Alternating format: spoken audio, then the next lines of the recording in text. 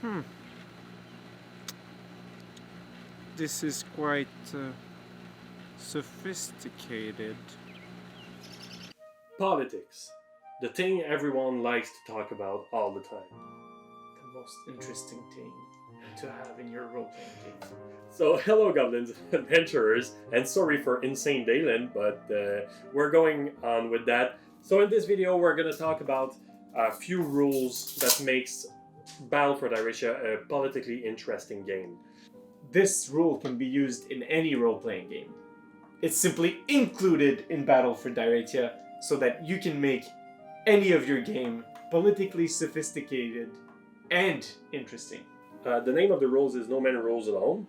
It's a larger section of the book in which we talk about political structure and how you can't really rule a kingdom alone. If your D&D characters have ever become lords of a kingdom or of a city or whatever, normally at that point they're super rich, super powerful, and pretty much nothing can be done to remove them. That's where a lot of DMs get stuck because they don't know how to challenge the players anymore. There's no one in the universe or any alternate universe that has ever ruled something by alone. themselves. You might think, oh yes, but in communist Russia, the government governs you. But it's not really that. In communist Russia, for example, you had ministers who would manage certain stuff, and the political higher-up needed to please these officers. Keys to power basically are the people that you need in order to keep your position. If you don't please the keys to your power, then you lose your power. For example, if you don't please your general, well, you might do a coup, which is why you need to please the army. And then if you don't please the clerical people, the religious people, well, they can turn against you and then they can move the population to go against you. If you don't please the people at the bottom, they will just rise up and attack you. If you don't please your cousin that has the other kingdom by you, you're just gonna assassinate you. So you need to please everyone. You might say, okay, well, it's simple. I'm just gonna please everyone and then everything's gonna be good. There's not gonna be anything to do. But that's where we have our random events table that comes in and helps the DM shake things up a bit. Yeah. So if there's a famine, how do you deal with that? Do you put a lot of money in buying food from other countries?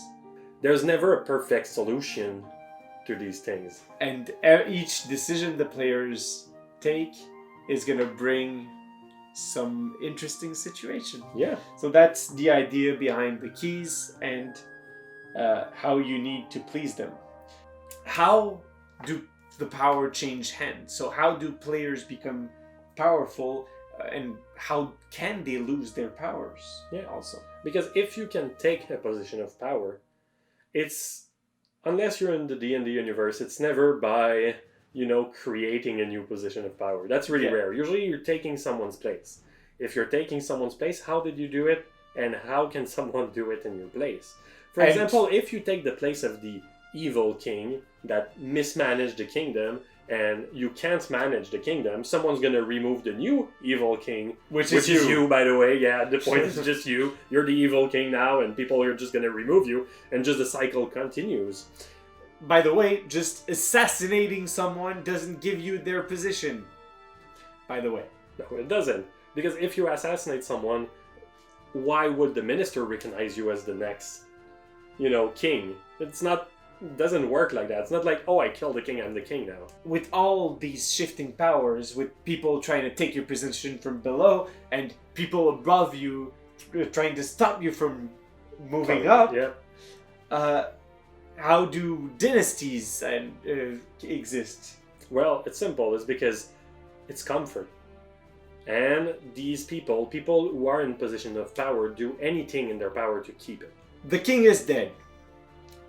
Now, the people under him can choose who to put in his place. Mm-hmm.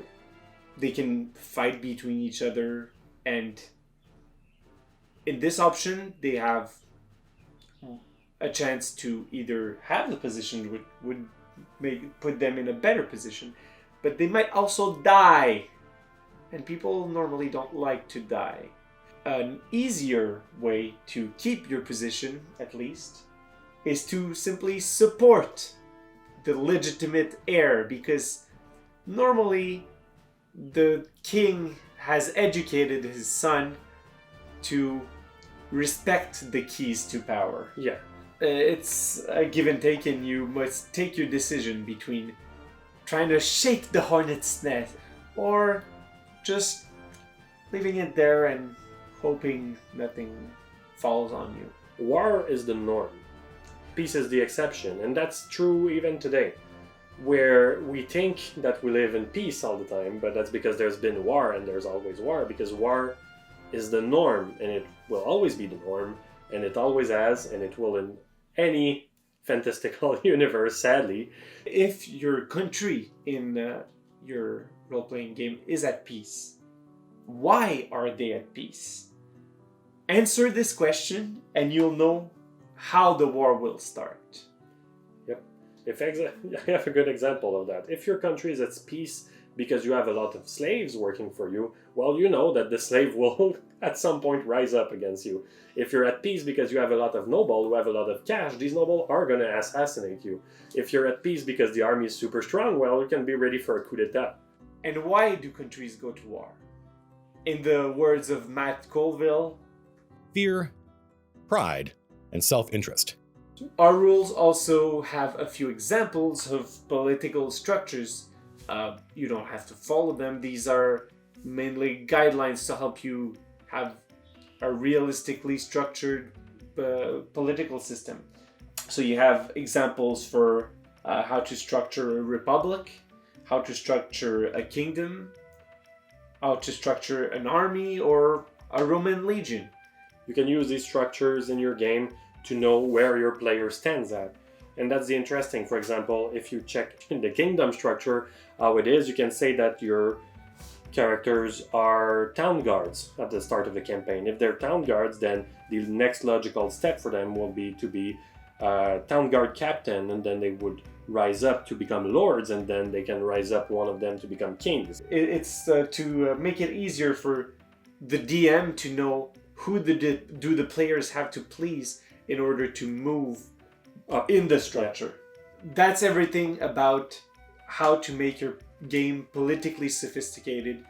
I hope you found some tips and tricks that you could use in your role-playing games. If you want to have more details about how to make your role-playing game more politically sophisticated and more interesting, go and buy Battle for Diratia, where you can find the No Man Rules Alone chapter, where there's all the details of how to make your game politically sophisticated. So comment below to tell us who should be the Lord of Diratia. Me or Zach? And we'll see you in the next adventure.